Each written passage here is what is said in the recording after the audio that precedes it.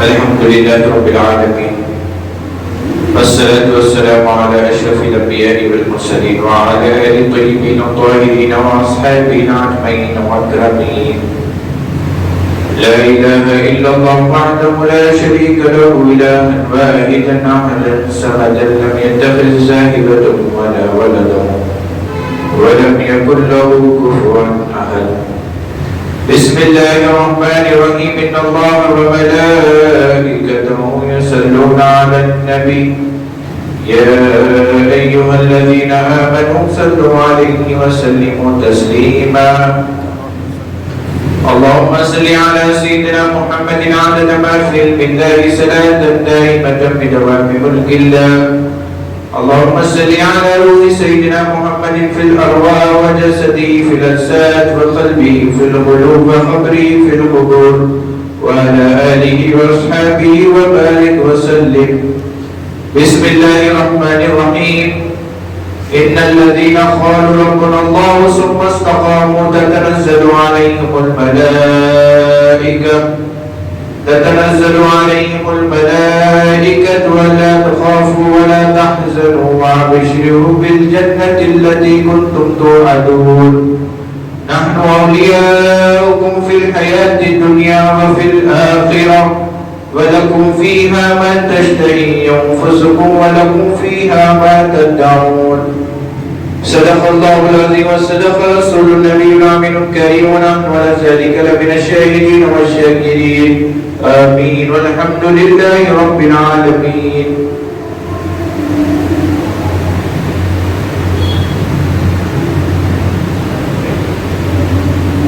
عشق خیر الورا تو ہونے دو، عشق خیر الورا تو ہونے دو، میری قسمت رسا تو ہونے دو. اڑ کے سیدھے مدینے پہنچے گی روح تن سے جدا تو ہونے دو. سر کے بل جاؤں گا مدینے کو یاد میری ذرا تو ہونے دو. سر کے بل جاؤں گا مدینے کو یاد میری ذرا تو ہونے دو. بادشاہ بھی پاؤں چومیں گے، بادشاہ بھی پاؤں چومیں گے، ان کے در کا گدا تو ہونے دو، ان کے در کا گدا تو ہونے دو. سحر کونین پھر کرو حاضر، سحر کونین پھر کرو حاضر، دل کو تم آئینہ تو ہونے دو. تمہاری دید میں ہے وہ اثر یا غوث سمدانی، تمہاری دید میں ہے وہ اثر یا غوث سمدانی. نظر پر ناز کرتی ہے نظر یا غوث سمدانی، نظر پر ناز کرتی ہے نظر یا غوث سمدانی. غوث اعظم کا نام پیارا ہے، میرے جینے کا ایک سہارا ہے. کون کہتا ہے بے سہارا ہوں، غوث اعظم میرا سہارا ہے، غوث اعظم میرا سہارا ہے. حضرات آپ سبھی جانتے ہیں کہ آج 11 ربیع الثانی سرکار غوث الاعظم شیخ محی الدین عبدالقادر جیلانی آپ کی صوفیاء کرام، علماء کرام، آپ کے وصال کی تاریخ بعض علماء کرام اور صوفیاء کرام لکھے ہیں کہ 10 اور بعد 17، لیکن 11ویں والے پیر سے مشہور ہیں. آج 11 ربیع الثانی ہے، انہی مناسبت سے آپ کی خدمت میں سرکار غوث پاک کی سیرت کے کچھ حوالے سناتا ہوں. جیسا کہ میں نے جس قرآن پاک کی آیت کا شرف حاصل کیا ہے، ان الذین قالوا ربنا اللہ ثم استقاموا تتنزل علیہم الملائکہ. لوگ جب کہتے ہیں کہ ان الذین قالوا ربنا اللہ ثم استقاموا، کہ تو ہمارا رب ہے اور اس پر استقامت کے ساتھ رہتے ہیں. استقامت فی الدین جس کو کہتے ہیں کہ قالوا ربنا اللہ ثم استقاموا تتنزل علیہم الملائکہ، وہ لوگ ہیں جو کہتے ہیں کہ تو ہی ہمارا رب ہے. اور استقامت فی الدین کیا ہے؟ استقامت فی الدین وہ چیز ہے کہ اپنی مرضی کو مٹا دینا اس کے آگے، اس کی مرضی کے آگے اپنی جان، اپنی خواہش، اپنی مرضی کچھ باقی نہیں رہنا ہے. کب؟ اس کی مرضی کے آگے.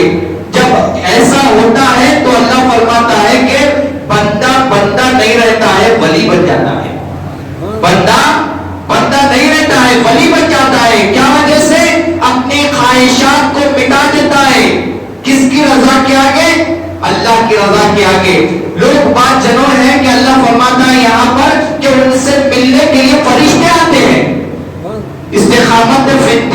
ہوتا ہے, استقامت جب دین پر آ جاتا ہے, کہتے ہیں کہ گمان نہیں ہے کہ بات لوگوں میں یہ ذہن میں ہمارے ہو یا انسان ہو, مومن ہو کے ذہن میں ہوتا ہے ایسا ہوتا یا نہیں, ایسا کیا جاتا ہے یا نہیں, ایسا ہوتا یا نہیں, بدگمانی بد ذہنی ہمارے ذہن میں آ جاتی ہے. لیکن یہ اولیاء کرام کی زندگی جو ہے یہ ایک دم جب کہتے ہیں کہ تو ہمارا رب ہے, اپنی مرضی کو, اپنی خواہش کو, اپنی ہر چیز کو فنا کر دیتے اس کے آگے. تو جب ایسا ہوتا ہے تو جب وہ چلے بھی جاتے ہیں تو ہماری مجلسوں میں زندہ ہوتے ہیں اور ان سے ملنے کے لیے فرشتے آتے ہیں. بات ہم یہ امید کرتے ہیں, ہم یہ دعا کرتے ہیں کہ مولا ہم کو فرشتوں سے ملاقات ہو جائے, لیکن بات ایسے ہے کہ فرشتے اپنی مرضی سے ان کے پاس آتے ہیں اور وہ لوگ جو ہے وہ اولیاء کرام ہیں. اور سرکار غوث الاعظم فرماتے ہیں کہ ان کی مرضی کے آگے, پروردگار کی مرضی کے آگے آپ خود اپن ایسے ہو جاؤ جیسا کہ میت غسال کے ہاتھ میں ہوتی ہے.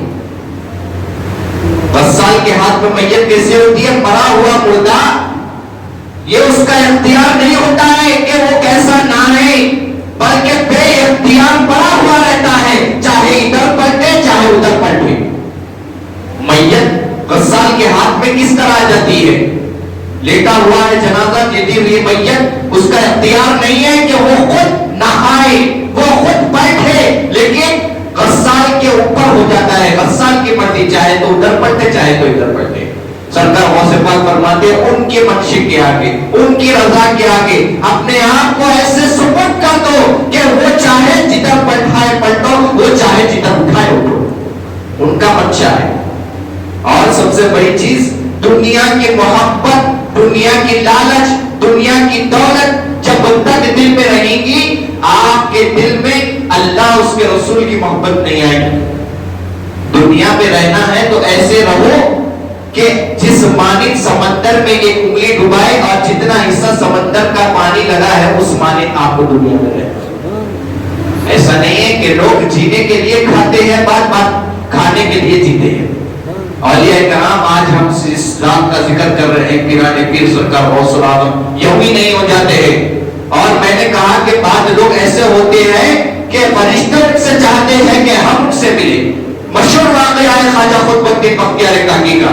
دیکھا جا رہا ہے کہ اولیاء کرام کی جماعت ہے ملنے کے لیے, اور وہ اولیاء کرام میں ایک نورانی چہرے والے بزرگ ہے جس کا چہرہ الگ معلوم ہو رہا ہے, چہرہ چمک رہا ہے, جس کا چہرے پہ ایک الگ ہی بات ہے. ایک اللہ والے قریب گئے, جا کے کہنے لگے کہ یہاں پر جتنا مجمع دکھ رہا ہے, یہاں پر جتنے لوگ دکھ رہے ہیں, ان سب میں آپ مختلف دکھ رہے ہیں, آپ کون ہیں؟ کہنے لگے میں تو اللہ کا بندہ ہوں. آپ نے اللہ والے جو تھے انہوں نے کہا کہ سبھی تو اللہ کے بندے ہیں. کہنے لگے آپ ہیں کون؟ کہنے لگے اس کے بندہ ہوں, خود بدھ سے ملنے کے لیے آ رہا ہوں. خود الدین بختیار کاکی خواجہ معین الدین چشتی کے یہ خلیفہ ہے, مرید ہے, چہید مرید ہے خواجہ خود الدین بختیار کاکی. ہوا یوں کہ آپ نے کہا کہ میں تو اللہ کا بندہ ہوں. کہنے لگے آپ اللہ کے بندے ہیں, سبھی اللہ کے بندے یہاں پر موجود ہیں, سبھی اولیاء یہاں انتظار میں ہیں خود الدین سے ملنے کے لیے. آپ کون ہیں جو سب سے الگ نما چہرہ ہے آپ کا؟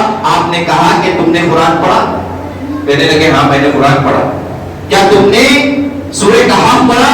کہنے لگے ہاں میں نے سورہ کہف پڑھا. سورہ کہف میں اللہ تعالیٰ نے خضر کا ذکر فرمایا, میں وہ خضر علیہ السلام جس کے پاس موسیٰ میرے پاس بھیجے گئے تھے وہ خضر ہوں. اور آج 7 دن سے قطب الدین سے ملنے کے لیے لائن میں کھڑا ہوں اور دیکھ رہا ہوں کہ لوگ دعائیں کرتے ہیں, اپنی زندگی میں اولیاء دعائیں کرتے ہیں, مولا ایک بار ہمیں دیدار کرا دے خضر علیہ السلام کا, خضر علیہ السلام سے ملا دے. لیکن آپ 7 دن سے قطب الدین سے ملنے کے لیے ٹھہرا ہوں, لیکن دیکھتا ہوں کہ ملاقات ہوتی نہیں. کہا کہ کیوں؟ کہ جب بھی ملاقات کے لیے میں آتا ہوں تو اپنے مولا سے دھن لگائے بیٹھا ہے. یہ قطب الدین بختیار کاکی ہے. اور سرکار غوث الاعظم پیران پیر ان کے سرتاج ہے, تمام اولیاء کے سرتاج ہے. بلکہ اعلان جب ہوا ختمی